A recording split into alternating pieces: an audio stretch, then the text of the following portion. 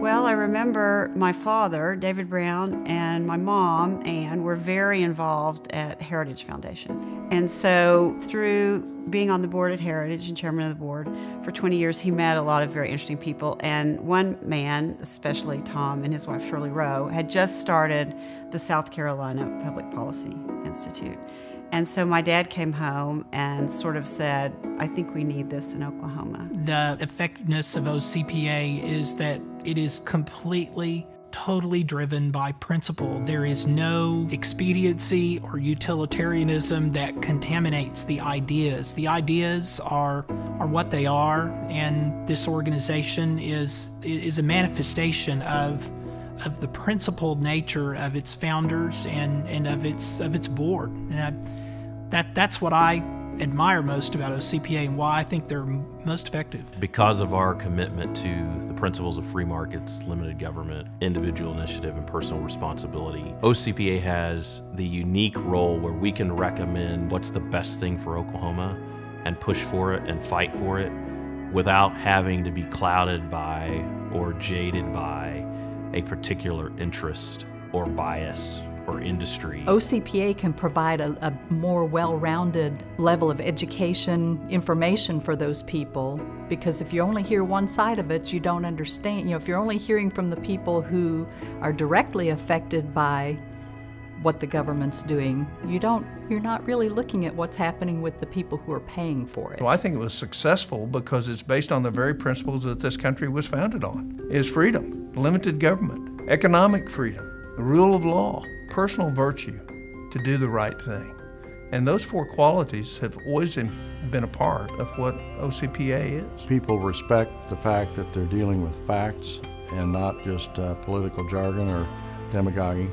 I just think it's so effective primarily because OCPA resonates with a lot of Oklahomans who believe in the same things that OCPA is fighting for. And so people react to that. We're putting into words with supportive research what people feel around their kitchen tables. In the state of Oklahoma, OCPA has been fundamental to promoting the ideas of free markets and healthcare. But I would add that nationally, OCPA's fingerprints are all over this free market medical movement. OCPA continually comes out with plans to refine the efficiency of government, to decrease the spending where it needs to be decreased, to do the hard work. And OCPA provides a blueprint. We provide education for educators, for legislators, and we should continue to provide that. And so the challenges to me are to dig out of the holes that in those areas that we're not good in as a state. And OCPA can be a leader in that and already is a leader. OCPA has a chance to be the policy guiding influence on political action and on public opinion. And I think, what OCPA does is outline a clear path for some of those difficult policies to be implemented. And it gives people the basic research and foundation to support those ideas. A group that's philosophically driven toward things like limited government, individual freedom, and belief in the free market. These are things that really lead you to a certain direction that you can philosophically agree with. And this is why I think the OCPA's influence is what it is. Those principles have helped guide the organization. And when you're based on principle, it allows you to avoid the traps of doing things based on expediency.